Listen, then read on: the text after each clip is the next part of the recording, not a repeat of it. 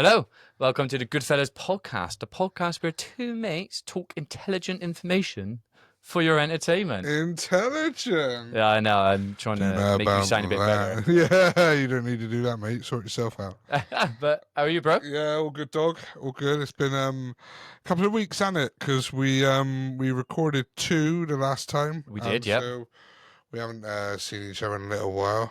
But yeah, we're back. Yeah, The mic. I was away when I went away for my team's football tour.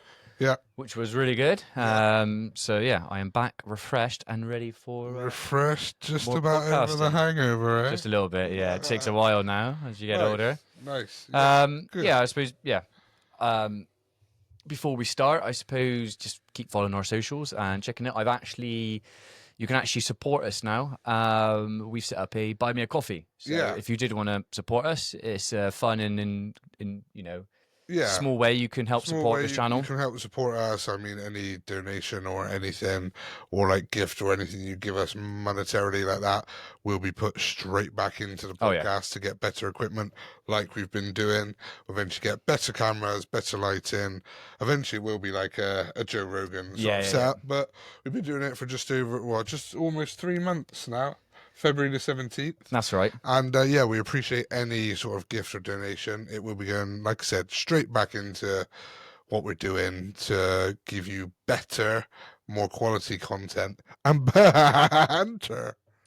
Yeah, and getting more stuff like this. Eventually, it might help to give yourself some of these. That could be in the next giveaway, you know? Like one of those. Yeah. Oh, 100%. I won't mind sorting that out. We can do that for sure. But yeah, like I said, follow us, and if anything, even like we said, interacting with us, comments, because we want to actually probably start reading things out now in the podcast, like comments you might send or reactions to things. Yeah, I think that's a lot of what we wanted to do on the podcast anyway, as well as give our opinions, is react to stuff like we've done the Am I the Assholes, the stories, the advice, the agony uncles, the dickety docs, the tickety socks.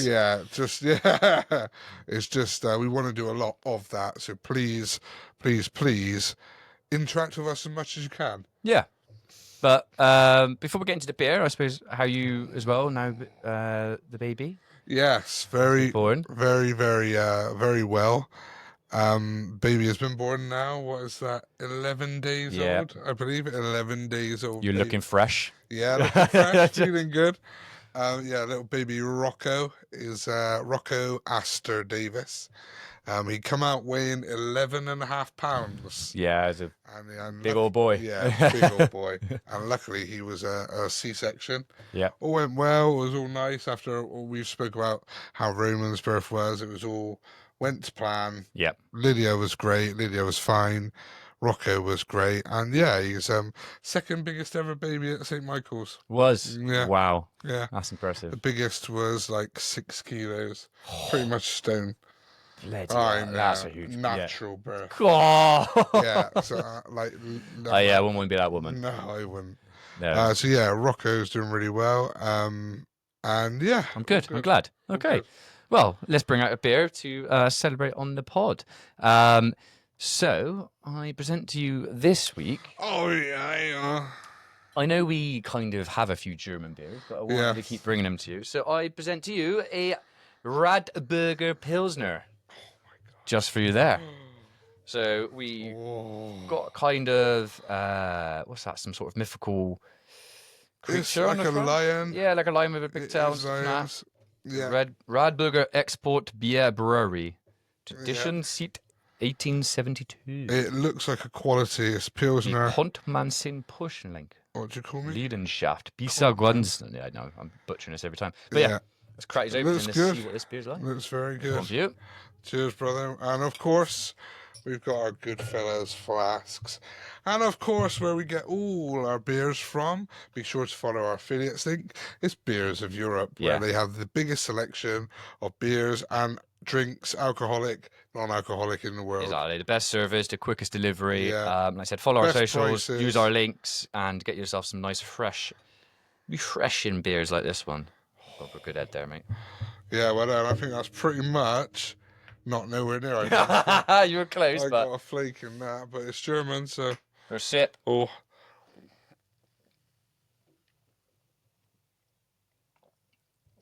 So I've been dying for that all day. Oh my god. That is bloody good. Oh, right. Oh, Put the bottles there. that's immediately up there. Yeah, that is a nice, crisp, refreshing Well yeast, done, Doc. malt, eggs. Good beer. Turmeric, cinnamon, all that good stuff. That is, well done. It's a nice one, isn't it? Again, yeah. We will review it halfway through. So something's come up in this week. I saw some stuff on the BBC News, and I just thought, it's gaming again. Okay. But gaming with mental health. Yeah. Okay, so we're looking at the positive, the negative sides of things. Yeah. Our experiences and things we can talk about. And I just thought, go for that. I saw something on the BBC. I'm going to bring it up a bit later. Yeah. And I thought we can literally just talk about anything. And if we digest, we digest. But, I feel like, especially over the last few years, probably ourselves with kids, probably has helped and stuff like that sometimes. Of course, especially when we probably maybe don't get out as much now and stuff like that sometimes. Yeah, like I say, throughout my 20s, a lot of that, we gamed a lot, but I had a proper social life with cats for a lot of my life. And then since kids, it's been pretty non-existent, which you would expect. Yeah. And yeah, you said with gaming, it's it's been a great outlet, hasn't it? Yeah. Because we can, like we've said before, like Tim's obviously like my brother, McGee is very like my brother, Soul is like my brother, and Carp's a really good friend. And it's like that. It's a great outlet for us, and they're just some of my best friends, and it just helps. Yeah, we just might have a quick surprise. We do have a surprise. Actually, this is our second guest on the podcast now. I just want to go on, Lid. Yeah. I will pass over. There he is. But he's got his eyes open. Hey, Rocco. It's baby Rocco. What's going on? He is wondering what's going on there, isn't he? Yeah, look. We're having the beer. Yeah, first sip beer. No. But yeah, say hello to everyone. Hello there. And this is baby Rocco. He's doing good, as you can see. Dance away. Hello, mate. But I'll pass him back to my lovely wife, Lydia. And pass the parcel. Yeah. All right, then. Bye, night, Rocco. What a great special guest that was. Yeah. Like I was saying, it's been a great outlet because pretty much my best mates. It's just I could talk to you, play multiple nights a week. Yeah, and I was going to get into that. So, the first things I wanted to talk about was the positive impact of gaming. Because, before we even get into anything, there's probably been, in the past, people have seen stuff in America or here and that, with something's happened, bad, maybe, let's say, and then it gets blamed on gaming, doesn't it? Sometimes, yeah. So, I know. Funny how that doesn't get blamed on a film, though. I know, it doesn't. But, so starting with the positive impact, you just kind of said it then. I suppose the first thing would be how it serves as a stress reliever. Oh. So I think I mentioned it probably a couple of weeks ago, I think, when we had your dad on the pod. Mm-hmm. And I said one of the things I look forward to or kind of helps me release stress is gaming. Yeah. Have a busy day at work. You come home, obviously, we're, like I said, mid-30s. We do our dad responsibilities. And then sometimes you just want to clear your mind almost or forget about things. Zone out. And forget things. And I think, because people might agree or not agree with how gaming is and stuff like that, just see it with me, but it is a good stress reliever for people. Yeah, of course it is. That's why so many people do it. Yeah, well, I've got some facts on that there, but it's kind of, I really enjoy it, and I think it is a great stress reliever for me. I know that, if I'm having a bad day and just want to zone out, jump on with the lads. Yeah. It's banter. 3-4 hours or whatever, having a laugh. It's good, and instantly you're just just everything that's going on today, you forget about it. Yeah, 100%. Yeah, you do. So, like I said, obviously other people do other things and stuff like that to relieve stress and stuff like that, but I think it does have a positive impact and can be a very good stress reliever. Very good stress reliever. The other kind of positive impact is, we could talk about this a lot more, is the role of online multiplayer in creating our social connections. So, I think like you picked up on it then. Like obviously we've met McGee, we've met Sol, met Carp, we've met other people who we may not play with now, but we have in the past. Yeah. Shawnee and everything and that. Yeah. Ninja. My cousin. I knew my cousin obviously, but he was a part of playing with you guys for weren't he? Prawn. Yeah, and there's other people, and stuff. And I just feel like we've created good social connections through online multiplayer and what it can provide, because it gives you because before you had online multiplayer, it was solo players. Like what we said before, I used to come around your house because obviously we live close together. Yeah. And we'd set up the N64 or the snares and we were playing it, but it'd just be me and you. Yeah. And then obviously online multiplayer came in. Obviously you played on it before me, like you had Halo. Yeah. And it creates those connections to multiple millions of people around the world.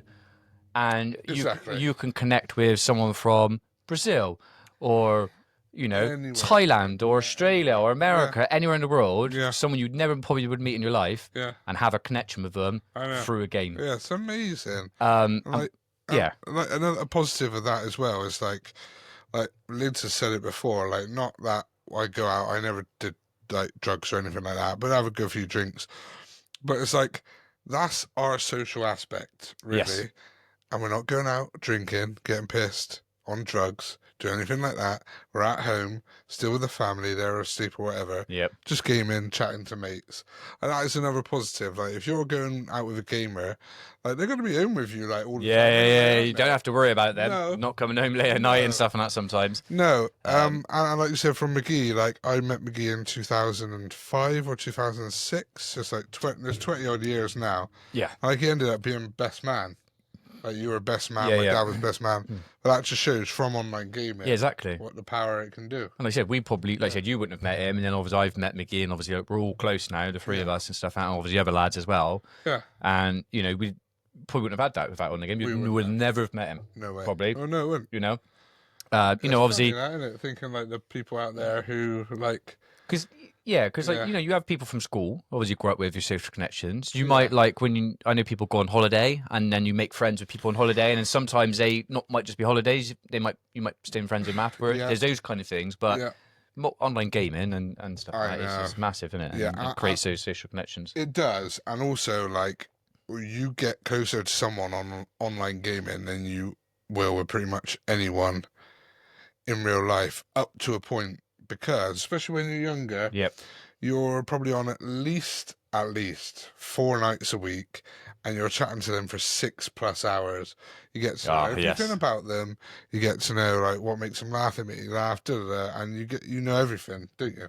Oh, 100%. And I think the other thing is not just like for us, but the positive impact it can have is on people who maybe struggle with social interactions in real life. Like people who might want to go out, or they can't talk to people, or they get nervous and anxious and stuff and that. So people might suffer with those kind of like mental health conditions. Yeah. Can find an outlook through gaming, online gaming, and create connections with people there. Yeah. And not feel socially awkward. Yeah, exactly. So it does have it. Myself, that's been yourself when we were younger before.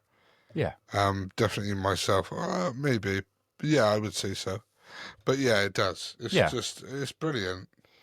Within reason, like if you're absolutely addicted 7 days a week, yeah. Well, we're gonna get into a bit of that on the negative side of things. So a few more positive impacts, I suppose. The cognitive benefits. Okay, so you've got your problem solving, you've kind of got your strategic thinking, and your hand-eye coordination. Yeah, and how much do you think that helps from gaming in general? What you can gain from it. I know from hand-eye coordination, problem solving, it helps me with anything in life. Yeah.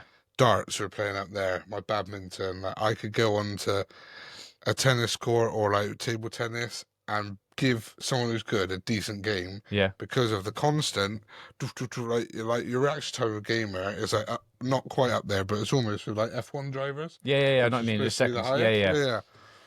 And like we played it, like we were semi-professional, close to professional for a while, and because we can still do that now, like I played sport with some people my age, and I am overweight, but my hand-eye coordination and problem solving will get me past through a lot of people. Yeah, because like it's just second nature. And I think like, we've both been quite sporty people, growing up and everything. And obviously playing different sports, but I think I can play multiple sports, and it has helped through, like you said, the darts and other things, through that type of hand-eye coordination. You get some people just can't transfer to different sports. Yeah. But I'm not saying we're amazing at every sport, but we can play multiple sports and do things. We could go and have a good game. Before we go on to another bit, a lot of my friendship group, they're very, very good endurance athletes. A lot of them cycle. Yeah. A lot of them done triathlons and swim and do stuff like that. But put a lot of them in like a squash, tennis, table tennis competitive against each other, and I would wipe the floor with them. I'd say this to their face. Tell them now. Yeah. But I would. But like fitness-wise, they're beasts. A lot of them are beasts, like what they've done. But like a competitive one-on-one sport like hand-eye, even basketball, I put myself to beat a lot of people just from having that repetition and Yeah, exactly. Dunk it in. You know what I mean? Yeah, and I think like the problem solving. I think I mentioned it the other day, and I know it might sound very simple to a lot of people, but when I was Scott and that, we played Zelda, and I said, "But Dad, we couldn't solve the problem." He opened it, and we were like, "Oh my God, you can actually use the stick to light the fire." Yeah. But then from that kind of thing, you're going through games like Zelda, old school kind of strategic thinking puzzle games, and all that, and it does get your mind. It's like when people do daily puzzles, when they do like a Sudoku you're going to get better numbers, you're going to get better words. You are. And it's the same thing. You do problem solving or kind of strategic games. You know, you could do. What kind of games can I think of? You know, Age of Empires. Age of Empires, kind of like. It's right up there. You know, puzzle games. Yeah. You know, it don't have to just be puzzle games and that. You can do puzzle games, you know, online on your phone. Well, all those type of chess. Chess. There you go. Chess. How strategic they think and stuff and that. The most strategic game. There you go. I play a lot of chess, and that's helped me. I could tell you for a fact. Yeah. So I think it does, and gaming can.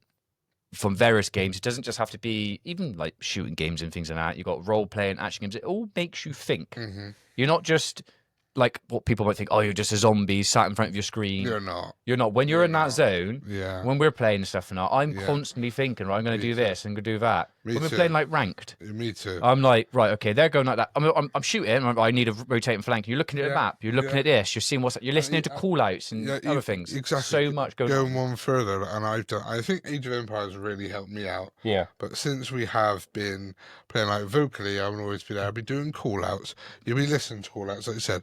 You'll be shooting. You'll be looking at the mini map. Yep. Seeing who's there. And then even put it further, I look at the kill feed or who's down, how many are up.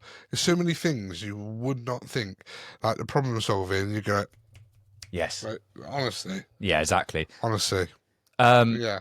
So then that kind of leads me on to any moments where it has positively affected your mental health. I've got one on the top of my head, which I know is for a lot of millions of people around the world. And that was during COVID.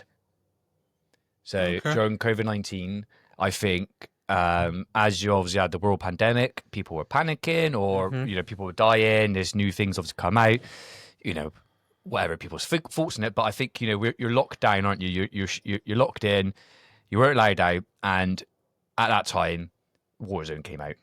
Oh, yeah. And I think Call of Duty Warzone is like I said, where, you know, people may not know, like I said, 100, 150 people drop in, last one surviving, you can do it in teams or solos, etc. The game is effectively like Hunger Games. Like, you kill each other to survive. And it gets smaller and smaller and everything like that. Yeah. But I think playing that during, you know, your work, I was still working at the time because of, they allowed a few people on furlough.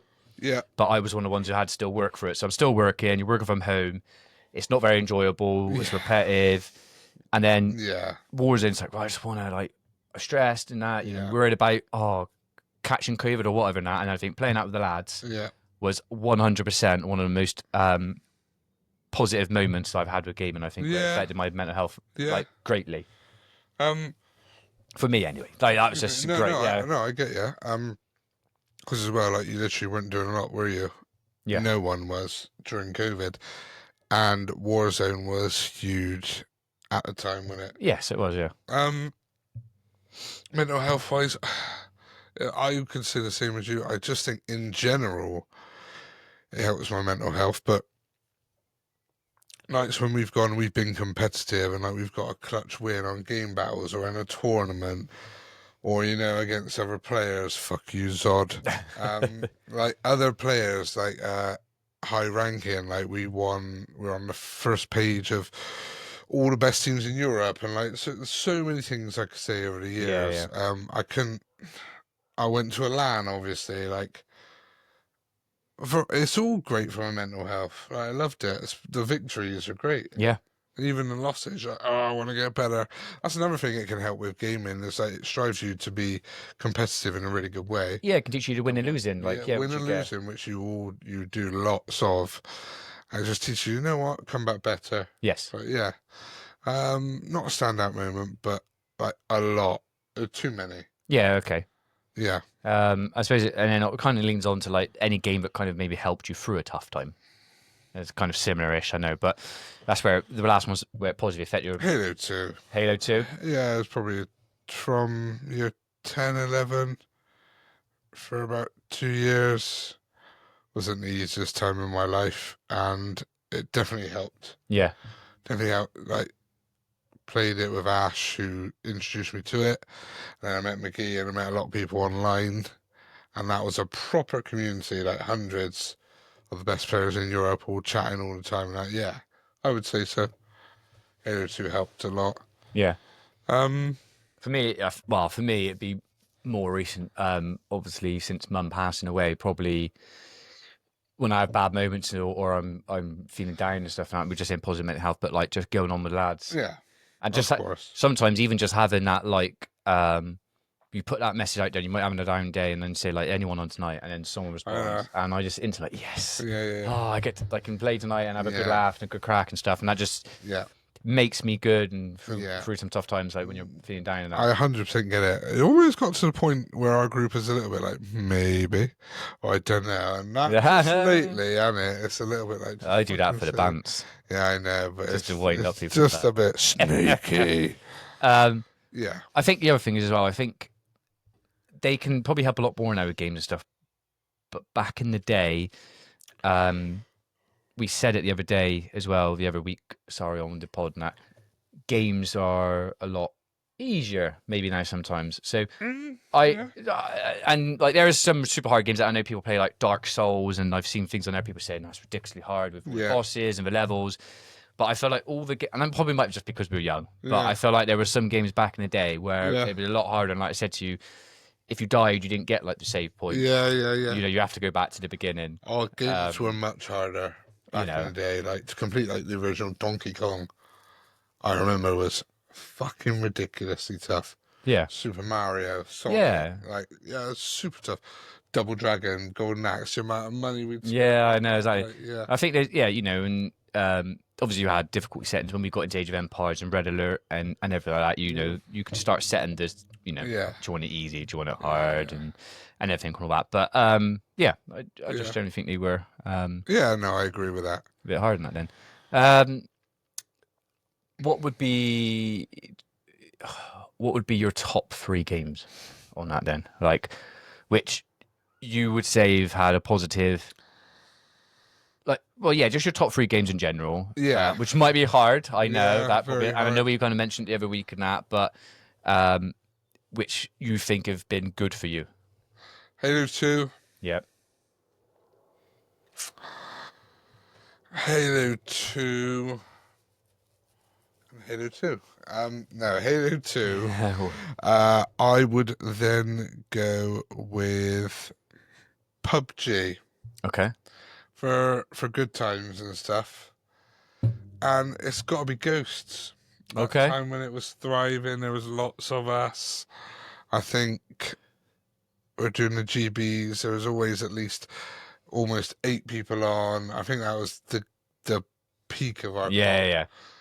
Yeah, I would probably say that.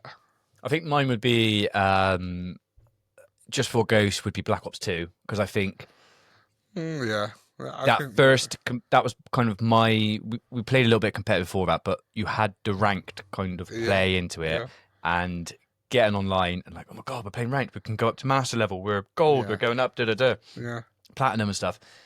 That was like, oh, amazing. And obviously, like you said, it was before we had kids and everything, so you kind of spend more time on it, but that was definitely like, I enjoyed getting on and doing that. As you know, I quite like my role-playing games. Yeah.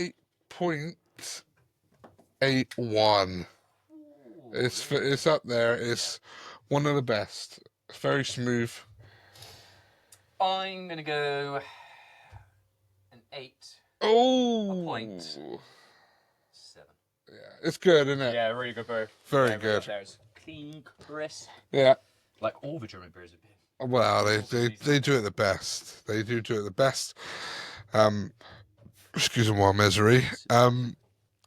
Pretty soon as well with our table. Get the fuck out of here, fly. We're gonna do like the average score to see which is the best. I'm pretty sure it still should be The Monshoff? Monshoff? Yeah. What did you have that? 9. I was 9.1. Oh, the other one, the other German one, the Benedictiner? No? That's it there. So yeah. it's still less then. Yeah, that for me, So yeah. it'll just be less. Yeah. And then the Arbor. And then that Radburger should be number 4. Yeah. I'll update the table on that as well. See if that's been if that's changed. I think it has. I think Radburger's made it into the top list now. Ooh. But as again, like we said, and it's a prestigious list because we know how to drink these beers. We do, and we know how to order these beers from Beers of Europe with their quick and fast delivery. So check them out. They are actually great. And use our link. Definitely use our link. Us. Yeah, and we could bring more better burgers. Burgers. Better beers, shall I say? It's because I looked at it, it said Radburger.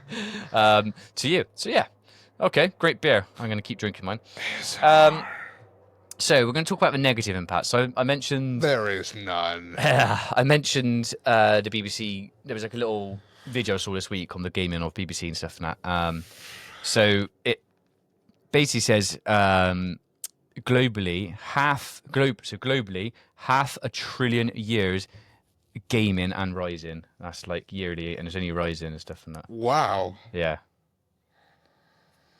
So all the gamers in the world, half a trillion years the gaming hours and put rising. in Yeah. is half a trillion years. Fucking hell. And it's only just rising. So it shows you that. But that will include anything like mobile phone games. Exactly. Yeah. So that shows you how much people around the world are obviously gaming, and there is a lot more gamers. We're not just all a bunch of nerds and stuff like that playing it. But they had a couple of questions in there as well.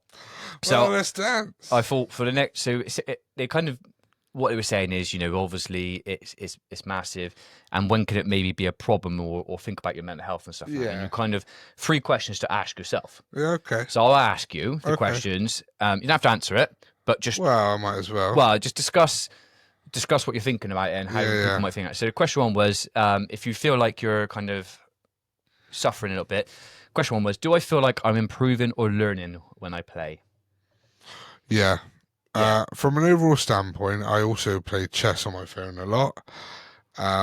But even if I was just gaming, like we've already touched on, hand-eye coordination, my problem-solving skills, like it 100% helps. I've noticed it. I can see it in my day-to-day life. Yep. It does help. Yeah. And we've said socially, we've already touched on this. And I think basically saying, like, if someone is spending, like, say, too long or something, start questioning yourself, like, so when you're playing that game, am I just going and I'm just playing it for no reason, or do I feel, like you said, you ask yourself, do you feel like you're improving or learning? And we always got common goals, haven't we? Whatever game we play, it's like we want to get this we wins. set targets, we want to do this. Yeah, we set targets. So yeah, I think like we do that. I think most people would set targets or look at the game and have some sort of thing they want to get out of it. Yes, yeah, 100%. Question 2 was then, what is my relationship? So you're kind of reflecting on yourself. What is my relationship to other players? Because 80% of game sessions is multiplayer. And they actually said on here, it's actually best known people offline too.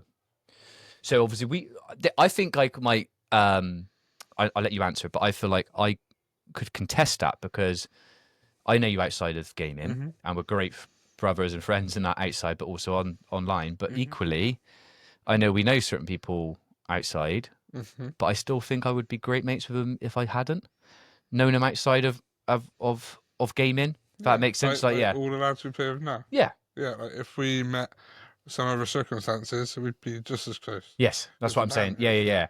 So they had that question, but the question was, what is your relation to other players? Is it a positive or negative impact you're having with other players? How I am, it's got to be positive because I teach all you fuckers how to play. That's negative. No, like for the most, it's obviously positive because if we get on a losing streak, we're all like, but for the most part, I try and bring laughs and banter, don't I? Yeah. I try, and you do. We try and have a right laugh, take the piss, and like you've seen it in a lot of Soul, our friends' YouTube clips. It's just funny, piss taking. Yeah, exactly. A lot of it. So I would think it's funny. And then when we're playing like competitively, like.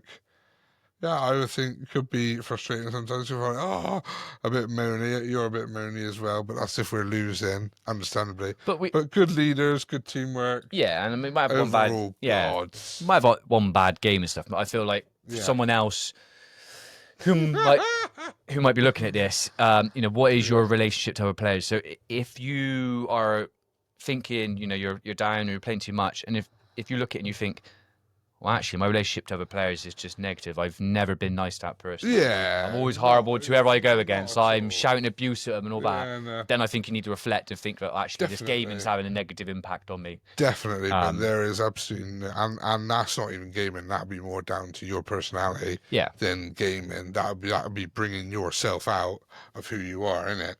You can't just blame it on the game, in my opinion. Yeah. No. I was quite surprised it said 80% of game sessions is multiplayer. I knew it'd be high. Yeah. but it's obviously changed now. Yeah.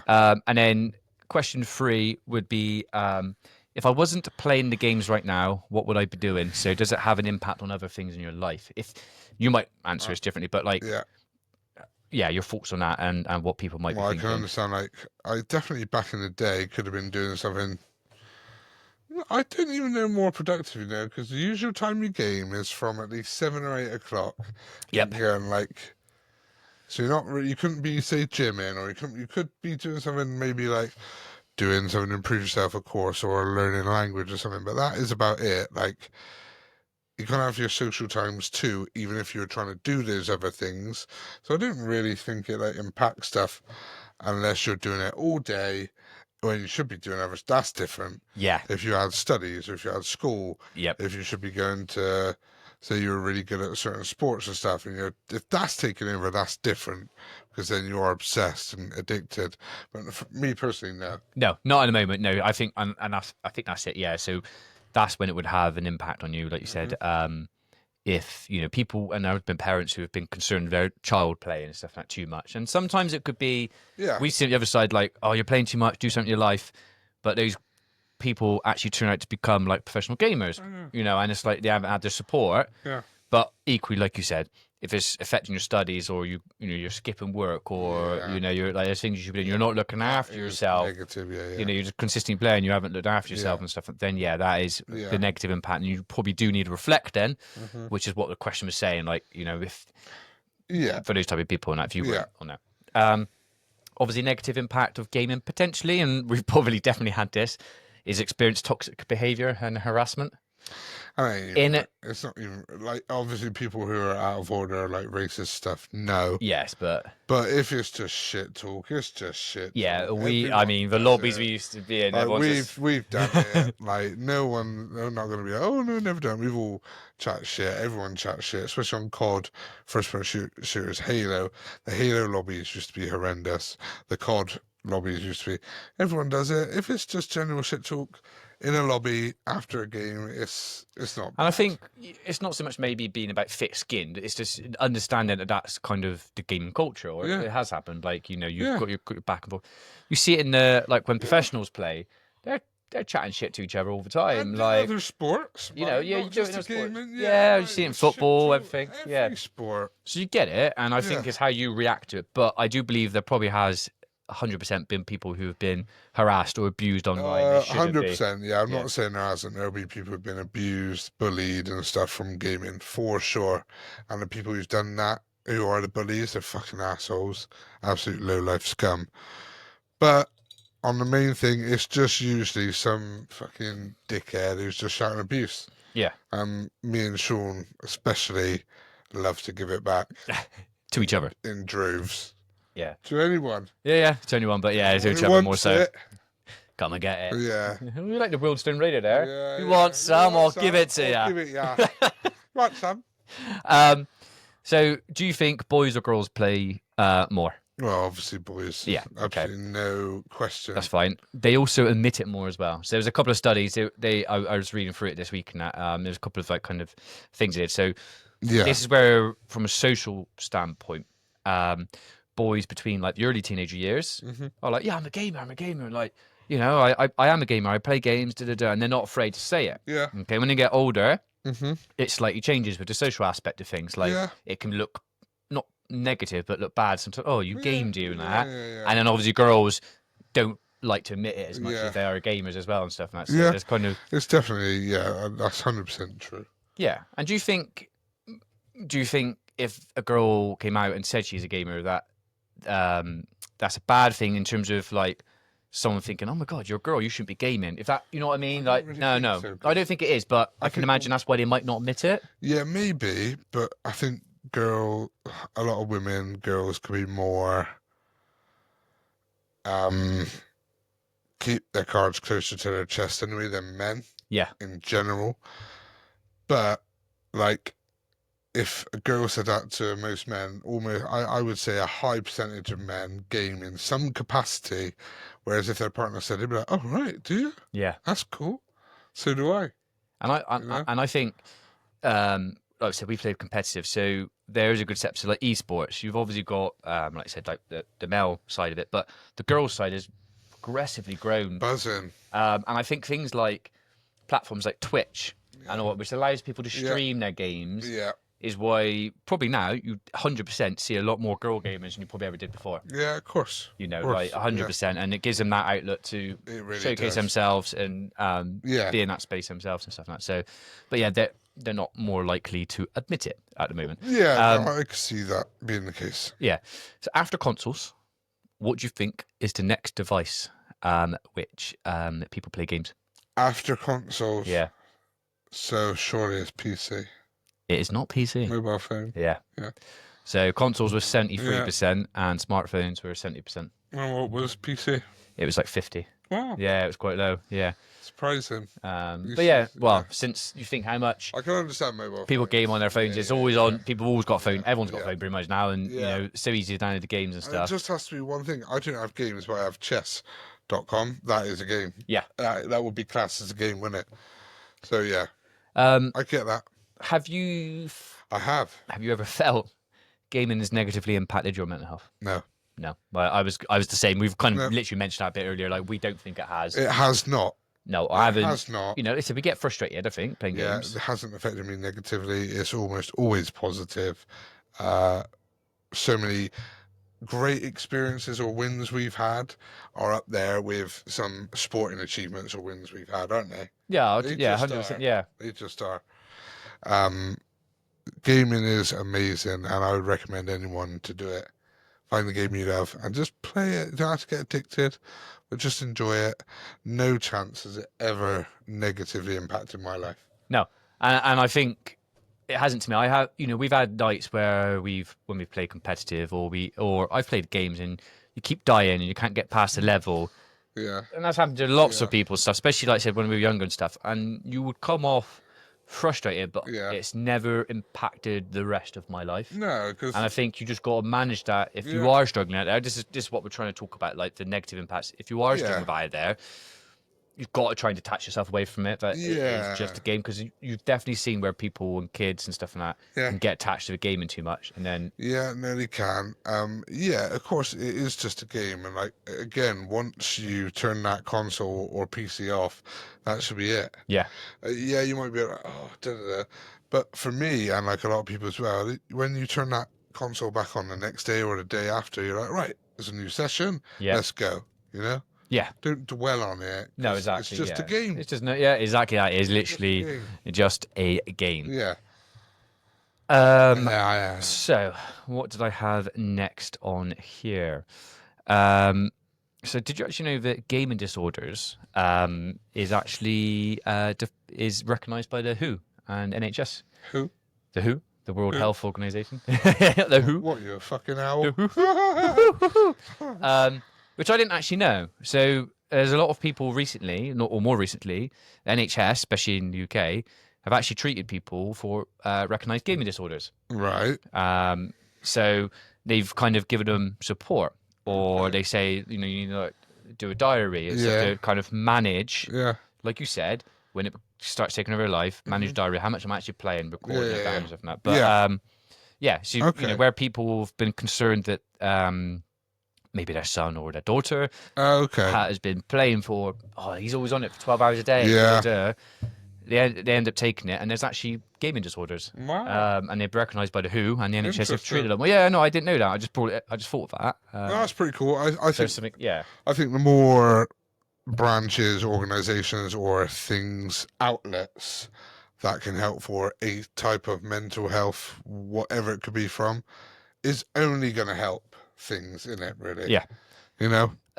And it's like you've looked at my slides already. That leads me on to my next section of this as well. I haven't, by the way. So the balance in between, almost. So, like I said earlier, I wouldn't never connect it, but there's been previous stuff of media, reports of linking it to gaming, like when someone's done something really bad to someone in real life.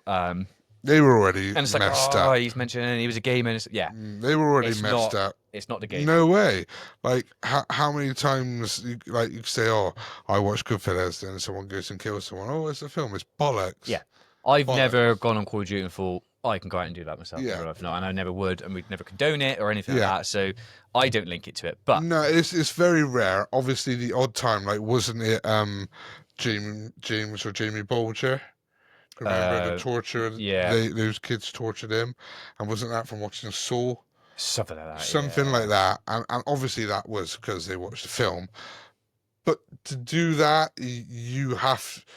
They had to be messed up Before that. Yeah, They yeah. could just watch that and be like, right, I'm getting a knife, so I'm going to torture Yeah, him. it's exactly a knife. Which obviously horrendous. Like, 99.99999% of the time, no matter what game you play, so many people play Call of Duty with a gun shooting, Grand Theft Auto. No one goes out and does that, do they? No.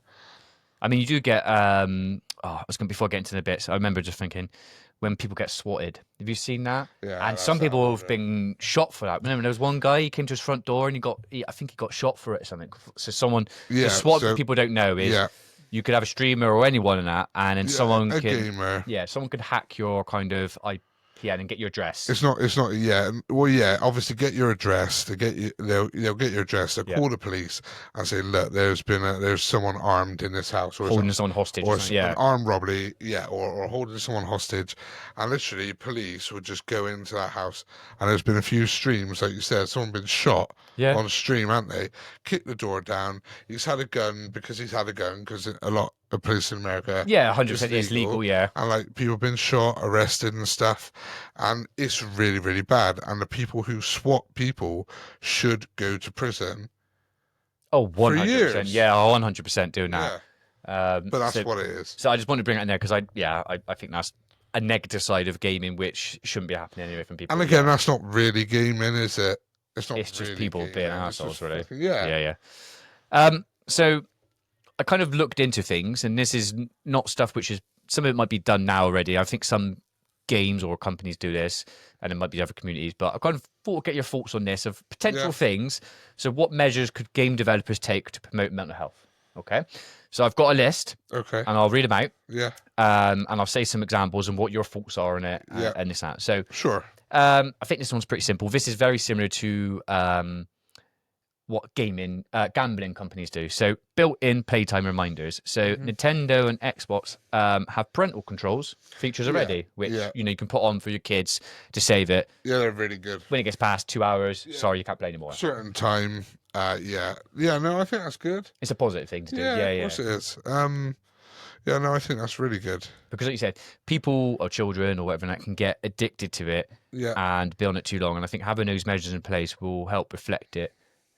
People reflect that, it stops them from doing it and they've got a set time limit. They might get angry by it, like if someone's set them a target. But I know, but you almost need to reflect yourself. Like, you should be constantly reflecting, shouldn't you? But I don't think that's a bad thing. Yeah.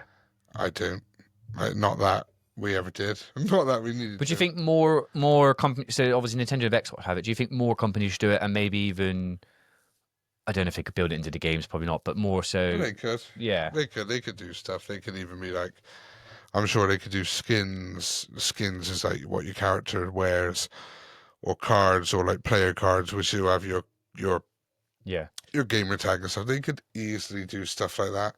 And it's just like, oh, be aware, you've played for so many times. Why don't you consider having a break or just something? It's exactly what they do on gambling websites and stuff. And that when people like, I can't remember what they say now in it, but if you're not enjoying it anymore, take the time out. Kind of thing. And I think you said if they have that reflection, it comes up. Do you want to time yourself out for 30 days? Yeah, people won't. And it's not the same. You can spend money when you buy skins and that, but it's not the same as gambling, is it? It is. There is a lot of, you say that, there's a lot of people who spend a lot of money. CSGO and everything, skins and that, and there's a big thing, especially for kids, to get, oh my God, they've got... funny story. Yeah, go on. Funny story. Go on then.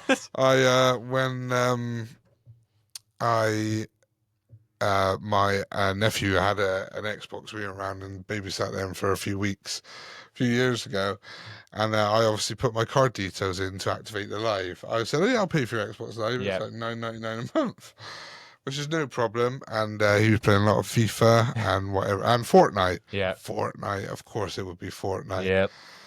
And 1 month, it's like, oh, you haven't got enough in your account to pay this bill. And I was like, what? Like, yeah, it's 256 quid spent on Fortnite skins. Oh my God. And I was like, straight away I knew, obviously, because it links the account. Yeah. I was like, all right, it's my nephew, yeah. I said to my sister, and she was like, what? He's already done it to 2 of our cards? Like that, yeah. Oh, I know. yeah. So my nephew, Wilf, yeah, it was like 250 odd quid. Obviously, got the money back from Xbox because you said it was a mistake. Yeah. and got the skins taken away. But that is easily done. If the card is on there, your kids, you got to be aware is they can just be like, yeah, and he bought like 15 outfits for his character. Yeah, and I think that's where. So we've got a Switch. And I've set up the parental controls and stuff, which is where it's good. So the kids say, oh, like, can we download a new game or something like that? Okay, that's fine. Yeah. But any purchase they try and make, even on Fortnite, it reflects back to, I have to put a password in. Great. So they can't just willy-nilly go and spend that money. Yeah, good. So that's how it should be. Yeah, especially for that. And then if I want them to, I can put the password myself or whatever. But I think that's a good thing. So when I've done that, so we've touch wood, not experienced that yet with our kids. No. They put in mental health resources in game menus or loading screens. So something like a reminder or like a website, or it could be like, oh, if you're suffering or something like that, to have a little notification in a game menu or loading screens could be something they need. I think that's too much. No, I don't think it's too much, is it? Well, no, but I mean, like, how we play games, there's nothing on Call of Duty at the moment which has anything in there. No, but they could easily implement it, couldn't they? And I don't think it'd be too much. I don't think a lot of it will be seen or anything. Yeah. But yeah, I don't think it's too much. But like those, like you said about the stuff at gambling, say, oh, if you take away, how many people do you think will really see that and go, oh yeah, Yeah. But at least they do it. It's there. It's there for people if they want to use it. Yeah. Rather than not having a system there as well at all, is there? No. Having maybe some sort of positive reinforcement mechanics, so i.e. reduce grind heavy or punishing systems. So they already have it on a lot of the games, but reduce the difficulty. Just have the difficulty adjustments. So some games might not have it. Yeah. And you might play a game, and like we said, you get frustrated, you keep going for a grind heavy, you're trying to grind something out, you're trying to achieve something, or you're getting punished for not achieving something, and you're getting kicked all the way back there and stuff and that. So maybe add in more difficulty settings into certain games. Most games, quite a lot of games have it, but then equally, I know what you're going to say. Earlier, wasn't it? You're going to touch on what we say. Our game's easier nowadays. We played through that. I think it's good to have a challenge as well. So finding that balance is right. No, I don't think so. Like man up in the best way in terms of have a challenge. All these games are not designed to be impossible. Yeah. It's designed for you to struggle and overcome, which is always a good thing. Yeah, but so I suppose you could have things in there, but if you want to keep the challenge, because I think it's good to have the engine and learn, don't let it affect you. Yeah, don't let it affect you. It's just a game in the day. Yeah, exactly. Yeah. And then, like you mentioned about monetization, so maybe companies, and they're not going to, but reduce loot boxes or the pay to win elements of it, or the skins, because I know they're not. That's where they make the most money. Yeah, but that is where hundreds of millions, and they're just not going to do it. Like I said, for how many people have we said over the stats and figures that you've given to game? My nephew spent 250 odd quid on my card. How many more millions have done that and spent way more than that? Thousands. Oh, yeah. And you get people out there, what are they called? Whales. Yeah. People just pump money into games and stuff and that, just and pay to win. Like, there's games out there on the mobile, like Clash of Clans and things like that. You can go and spend like 500 quid and then have the best thing and win everything. Yeah. And some people don't, have to try and just progressively go slow, wait and that, and there's things like that. I think maybe they won't reduce it, but the cost of some of it sometimes is ridiculous. Like when we do the battle pass on Call of Duty, or you look at a skin, it's like £9.99, and you're just getting a skin for your character, and you're thinking, the fuck? Yeah, like DLC is like an extra 30 quid. It's like, it's another game. Right? Yeah. Before, like the best games ever were like $29.99, $35.99. Yeah, but equally, you'd get add-ons like and it'd be there. But you pay for everything now. Yeah, everything. So maybe like now, like what is like a Call of Duty? It's like 85 to 100 quid. yeah. Yeah, and then you can go for the like Vault special or something, and it's like 100 quid. But yeah, it's the cost of, and I know inflation. I get it. Everything's gone up. Not that. But I the games aside, I still think the in-game stuff shouldn't be as expensive as they are. No, like, it shouldn't. $9.99 for a skin or $15.99 for this is ridiculous. Yeah. Like $2.99, something like that, or $3.99 if it's really something like that. It's not making that much of a difference. But you know, people will pay it. Yeah, make the money, aren't they? That's what they want to do. And you said people will pay it as long as there's people out there to pay it. Why would they reduce it? Yeah, exactly. You wouldn't in their position, would you? But maybe that is something they could do. They could look into that. Listen to us. Yeah. So then on the flip side, how could communities create a supportive environment for kind of mental health? And there's probably loads of communities out there. I haven't looked at it, but some things on there was maybe call out toxic behaviour, don't normalise it. Yeah, I think people do call it out, but there's as much still of toxic behaviour. Yep. But there's like Reddit forums for it. There's like groups and stuff that do it. But more than that, it's probably stuff that's outside of the gaming community that is going to help you more so. Yeah, 100%. If you do get affected by it. I mean, they could like promote inclusivity a bit more. Yeah. As like a whole community, people, and they probably have got things and stuff like maybe mental health channels. Yeah. You know. Yeah. There could be stuff on. They could have like a Discord or something where people could go on there and vent. They could say like, I've had a really shitty day, or I've had a bad experience on this game, and then people just there to listen. Yeah. And they can talk about it. They've gone through similar things and all that. Now I don't know if that is there. I think it is there on like Xbox support, like PlayStation support. Okay. Like that. I don't know how in depth the like responses and that would be, but I know like I'm sure there's a pathway where you could say about that, and like there's something for it. But equally, I wonder for it. There might be, but then like, does it get promoted? Or is it out there to say like, if you want to join this Discord to talk to people, you can go here. And I don't know if there's that kind of connection with people and stuff. Seen it. No, but I haven't looked for it, I guess. Maybe as a community, we could support streamers who kind of share their struggles and self-care routines. So people who might be on their streams, they might not have millions of viewers and things like that, but they might be sharing their struggles where they've suffered badly with gaming or mental health. And I think as a community, if we can support those people and promote them, that will help a lot more people in the world. Definitely. Rather than the people who are just silly or negative. Money grabbing and stupid and stuff. Yeah, no, I agree. I think there are those people who have come up and are supported like that, but as well, like if you're stupid or entertaining or stuff, you're going to get more viewers sometimes, aren't you? Yeah, 100%. And then the kind of last one in here, really, which I've definitely done with my kids. And although sometimes I do have some funny moments when they're like, Daddy, can you play Mario Kart with me? And then I'll let them win one. I let them win one.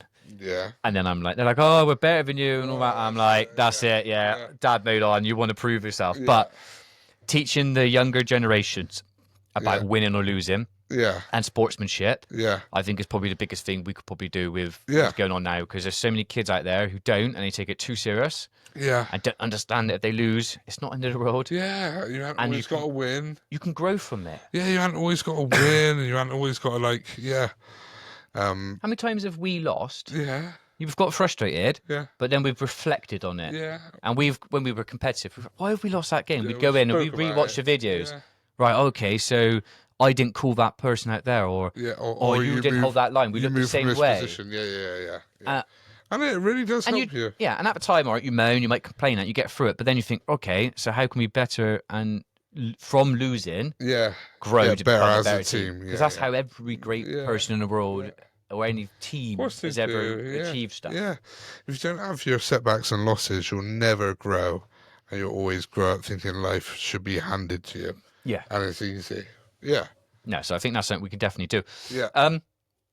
That was kind of it, really. Yeah, no, it was a good one. So just recapping the episode, talked about, like I said, we're gamers, talked about gaming before, but the kind of the mental health side of things, the positive and the negative, how the impact it could have, how it's affected us or not affected us, and our thoughts on things which could be done.